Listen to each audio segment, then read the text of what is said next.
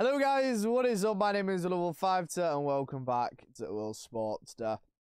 And damn, it feels good to finally win an important game. We've been struggling a bit recently, drawing with Brighton in the FA Cup before obviously winning on penalties, drawing and losing to Seville, and drawing to Tottenham. But finally, that Villa win was a performance. A masterclass from Ten Hag. Well, you can say a masterclass. It was a pretty simple game plan, but he got it spot on. It felt good. It felt good. We're gonna split this into a few topics and go into a few different details. And first, we're going to talk about Marcus Rashford. I'm gonna try not be too cynical at this point, and I'm gonna give some praise and some criticism. I thought Marcus Rashford played really well. I thought he was behind Bruno, probably our second best. Actually, no, behind Bruno and Lindelof, who we'll get into later, was probably our best player on that pitch. But he's not a striker. Trust me, his movement in that game was perfect. It was brilliant. His movement and where he was absolutely incredible. Benny McCarthy, chef's kiss. Quality. He's turning Marcus Rashford into a proper player. And I've been very critical of Marcus Rashford over the years for his movement, his work ethic, and such. But I will admit he is turning a corner and turning into an absolute player. And he's getting better and better each game. But on the flip side to that, the game proved once again why he is not a number 9 and why Manchester United needs to sign a number 9 drastically. The whole game was played on the shoulder, running in behind, and as I said, his runs evolved during the game to start from deeper, curve his runs, arch his runs, move into different spaces, which was all brilliant, but you can't do that every game. He can off the left. Yeah. Those runs, the way he's changing and manipulating them, is going to be brilliant for his game on the left wing. But as a striker, it can only work in those type of games. It can't work in every game. We're not going to be a long ball team like we were against Villa. Which, this is not a criticism, it's just a reality conversation. Yeah, I'm not meaning this in a way to criticize Marcus Rashford, because I don't think he deserves criticism. It's just a truthful analysis. The ball, trust me, Marcus Rashford was making so many brilliant runs, but so many times the ball bounced off him. It did. His first touch on a few of the runs and the way he brought the ball down and manipulated off a few of these passes was poor. It just was. And that is why you need a real striker, because if those balls are playing in a more tighter game and you're playing those long passes down the middle, you need someone who is able to control it and is more clinical. Marcus Rashford off the left, receiving those balls, I think would have been fine. But down the middle, there was a few times the ball just bounced off him and got away from him, took a deflection off his shin or whatever.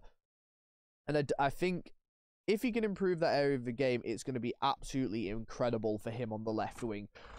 But I think as a striker, his overall game in that position, especially with a few of those touches today, is shown why we need a number 9.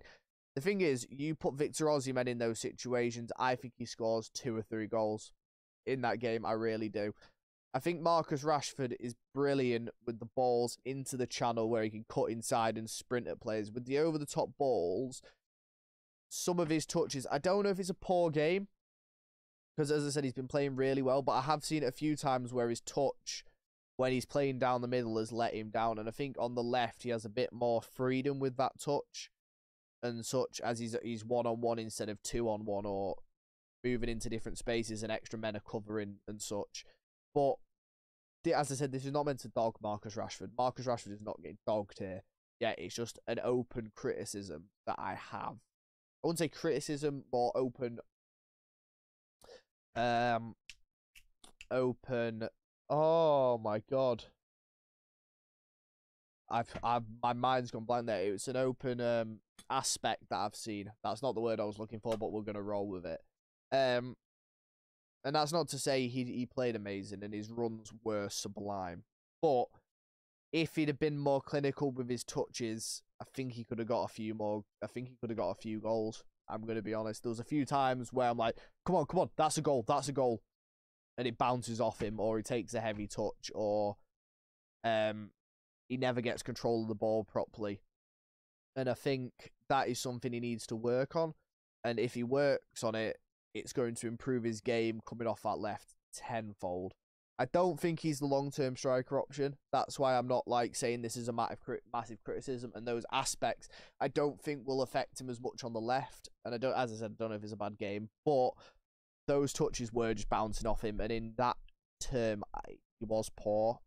But again, not going to scream and shout and rant about it or whatever. It just is what it is.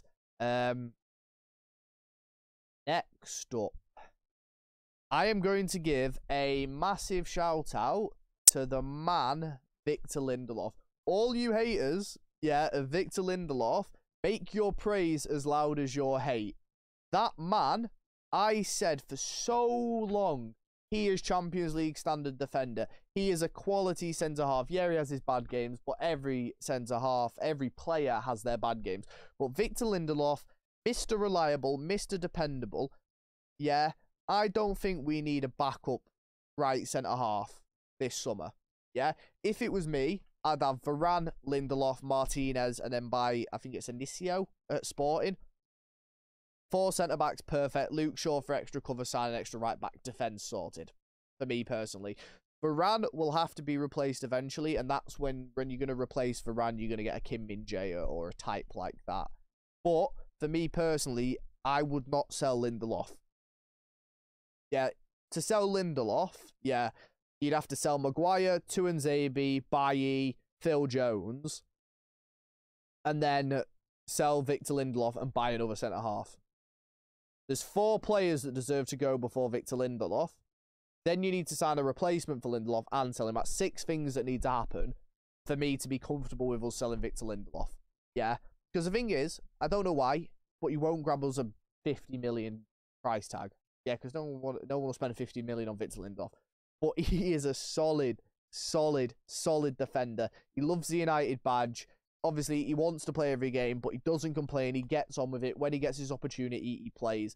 And as a cup defender and a rotation centre-half, yeah, we'll struggle to get better.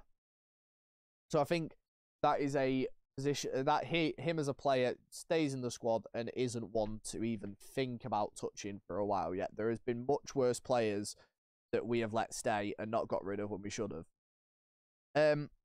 Other than that, it was a good game. It was a good game. We were under pressure for parts of the game, but that's always going to happen with playing that Villa side, as they're in such good form and they've been playing so well recently. And yeah, it is a bit of a worry. We've got Brighton coming up on Thursday, who just put 6 past Wolves and looked absolutely incredible. But the United performance showed grit and steel, and I think we can do it. But I'll talk more of that about that in my pre-match predictions. Another thing goes out to Casemiro. I thought he had a much better game. I felt like he was bit off the pace the past 2. To be fair, so was Eriksen off the pace a bit. I think it's when you're out the portions of time, it takes you a bit to get fully into the cycle of it. With obviously the red cards he's had, it's been a bit of a stop-start season. He's had large periods out and large periods in, and sometimes it does take a player a bit of time to warm up. And hopefully, Casemiro can kick on and just continue to be the stone wall he has been all season, and keep doing that to the end of the season, as we really need to build momentum if we want any chance of taking City in that final. The Fulham game, City-Fulham, does give me hope for that final coming up. Fulham showed that City can be a bit vulnerable and don't just score 6 goals every game. Yeah, it was a tight, close affair for a while. And hopefully United can build momentum and go into that game on top. And then lastly, the last thing I really want to talk about is I had a few people mention to me. I did a video on a mentality issue with Manchester United, a possible mentality issue, but I feel like it is time to also highlight a good mentality of a few players, because obviously the mentality issue thing I still think is a thing, but it would be wrong of me not to mention the incredible mentality of Bruno and Casemiro. We saw after the game, it's been widely reported and televised, them arguing and then hugging it out at the end. Yet those are the two captains of Manchester United right there. Simple, plain as day to see. Yeah, we won the game. It was a good game and they still weren't happy. Like they were in the Carabao Cup final, they weren't happy.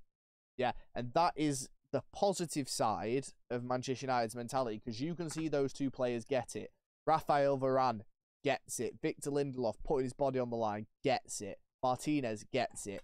So as much as I spoke about the mentality issue, it isn't fair of me not to talk about the good mentality of those players, which they put on display in that game. And I will admit, United at times can be very resilient, but they are still culpable of thinking they're better than they are at times. However, as I said, I'm in love with those two players. Those two are going to be our captains for next season. I feel like Varane's an unlucky one to miss out as well. But those two are just leaders and quality in abundances. But yeah, it's a good win for United. We're pushing on for that third place. We're net, we're one game ahead on Newcastle. We're net 2 points ahead, considering if we beat Brighton. And then we roll on till Chelsea and then the season, then Man City in the FA Cup final. And it could end up being a very, very good first season for Erik ten Hag if we keep going the way we are. But unfortunately, that is it from me today. I appreciate you all coming and tuning into my post-match reactions. And I will see you on Thursday, my pre-match predictions for Brighton versus Manchester United. What is Sweezy? Bomb times.